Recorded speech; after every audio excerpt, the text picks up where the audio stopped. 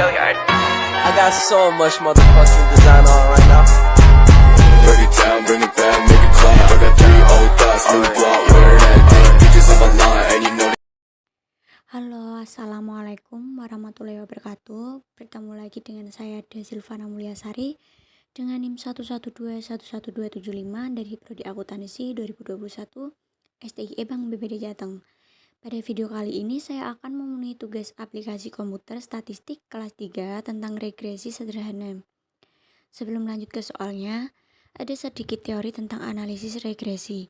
Jadi analisis regresi digunakan untuk tujuan peramalan, di mana dalam model tersebut ada sebuah variabel dependent atau tergantung dan variabel independen atau bebas. Nah, untuk soalnya itu nomor 1, PT Anak Negeri ingin menghitung gaji pegawainya dengan masa kerja selama dia mengabdi di perusahaan tersebut. Berikut data masa kerja pegawai dan gajinya. Masalah yang akan diteliti adalah 1. Apakah ada hubungan antara masa kerja dengan jumlah pegawai? 2. Apakah kecenderungan gaji pegawai di masa yang akan datang mengalami kenaikan atau penurunan?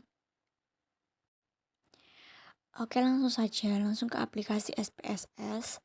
Dan ini seperti biasa dari variabel view-nya. Seperti biasa ya diisi. Lalu ke data view. Ini sudah ada data yang dikopas dari soal. Untuk langkah-langkahnya itu klik analis. Selanjutnya klik regression, pilih linear. Selanjutnya pindahkan variabel masa kerja ke kolom dependent dan dipindahkan variabel gaji ke kolom independen.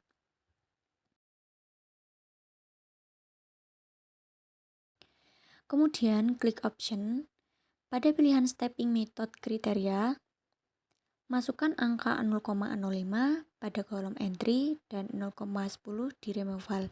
Nah, ini sudah keisi otomatis ya teman-teman. Selanjutnya, beri tanda centang pada include constant in equation. Kemudian, pilih kolom statistik.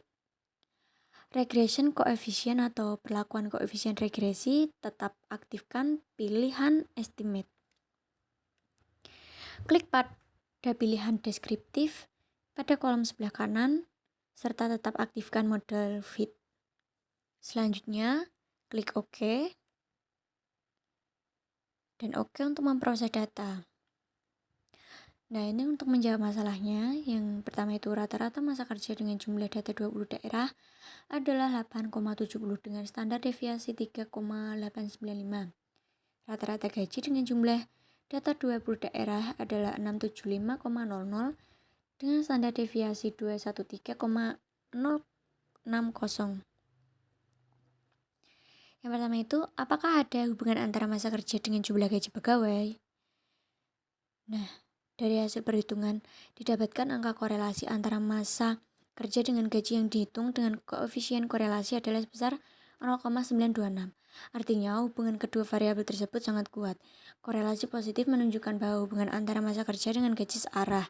Artinya jika semakin besar gaji akan membuat masa kerja cenderung akan meningkat. Berdasarkan arahnya, apabila positif maka hubungan searah, atau jika variabel naik maka yang lain ikut naik. Terus apabila negatif maka hubungannya berlawanan, atau jika satu variabel naik maka yang lain ikut turun. Hubungan antar dua variabel berdasarkan nilai derajat korelasinya baik positif maupun negatif. 0,7 sampai dengan 1 kuat, 0,4 sampai dengan 0,7 sedang, 0,2 sampai dengan 0,4 rendah, kurang dari 0,2 lemah, atau diabaikan atau dianggap tidak ada hubungan antara dua variabel. Untuk melihat antara variabel masa kerja dengan gaji signifikan atau tidak dapat dilihat dari angka probabilitas sebesar 0,00 yang lebih kecil dari 0,05. Ketentuan mengatakan jika angka probabilitas kurang dari 0,05 maka ada hubungan yang signifikan antara kedua variabel tersebut dan sebaliknya. Untuk menjawab masalah yang kedua itu, apakah kecenderungan gaji pegawai di masa yang akan datang mengalami kenaikan atau penurunan?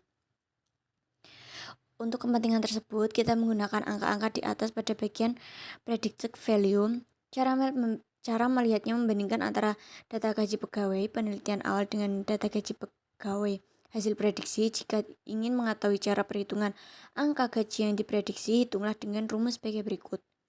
Y sama dengan A plus BX.